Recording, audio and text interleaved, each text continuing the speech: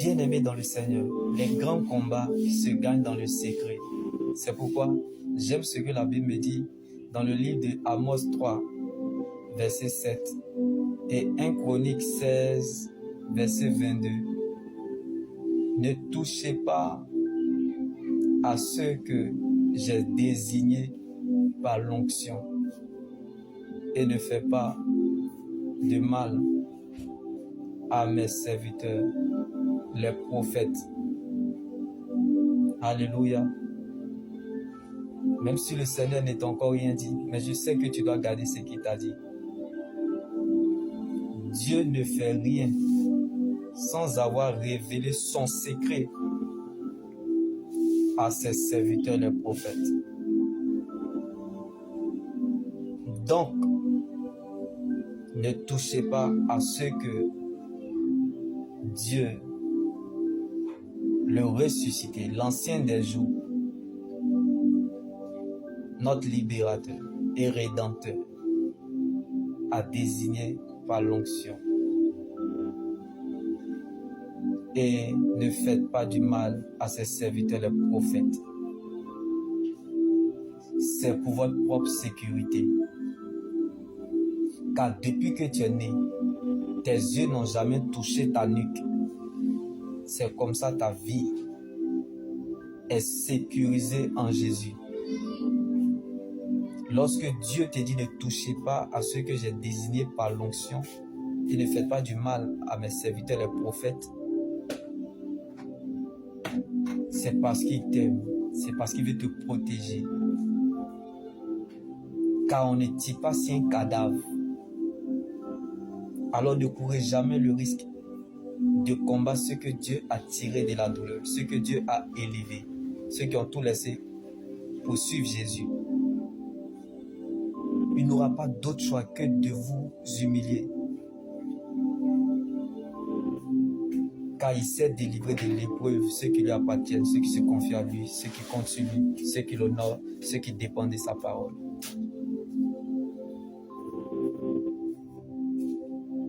Il est un refuge le jour de la détresse pour ceux qui lui appartiennent. Donc, bien-aimé, de la manière que tu traites un enfant de Dieu, c'est de cette même manière que Dieu te traitera. Alors ne commence pas ce que tu ne peux pas terminer. Donc, bien-aimé, ceux qui vous offensent, ceux qui vous font du mal, ceux qui vous attaquent, sont des morts vivants. Tu as l'impression qu'ils vivent, pourtant ce sont des morts parmi les vivants. Ils sont déjà couchés.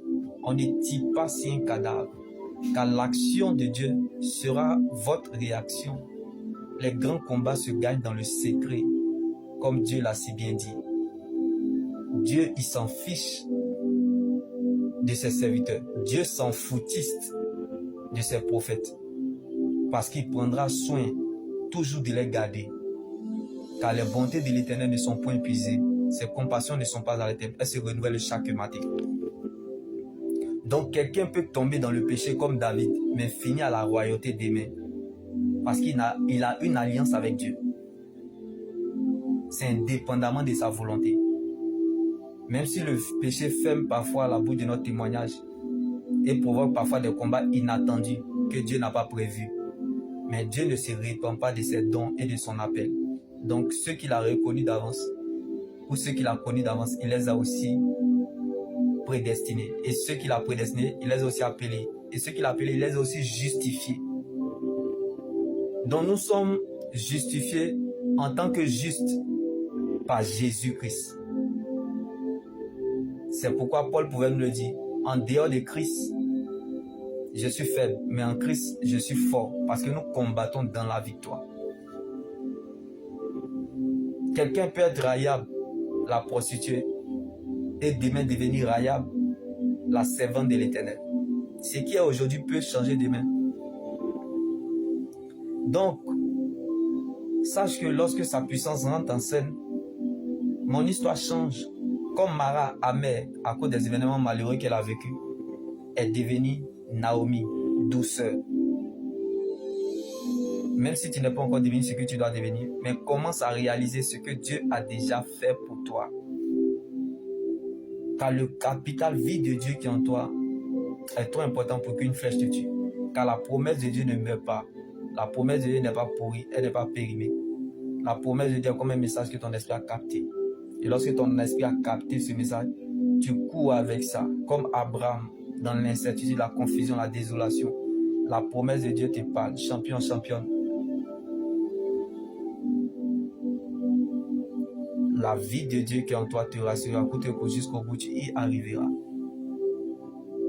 Car tu es la réponse de Dieu à toute une vie. Car ta vie est liée à plusieurs destinées. Donc rien ne commencera et se fera sans toi, parce que tu portes un mandat divin. Donc bien-aimé dans le Seigneur, sache que la promesse de Dieu n'a pas d'âge, mais elle est un destinataire. Aucune épreuve ne peut te résister, parce que tu es le porteur de la promesse. Bien-aimé, quand Dieu dit ne touchez pas à mes oins, et ne faites pas du mal à mes serviteurs les prophètes, c'est pour ta propre sécurité. Parce que bien-aimé, tu as déjà vu une terre qui te vomit. La terre va te vomir même à ta mort. Laisse-moi te choquer.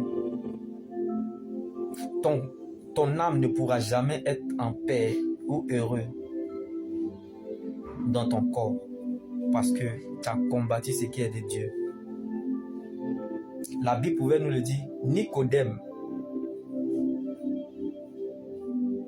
Jésus a couvert la nudité de Nicodème de son vivant parce que Nicodème combattait les choses de Dieu. Il combattait Jésus, le ministère de Jésus, parce qu'il était le chef des pharisiens qui attaquait Jésus.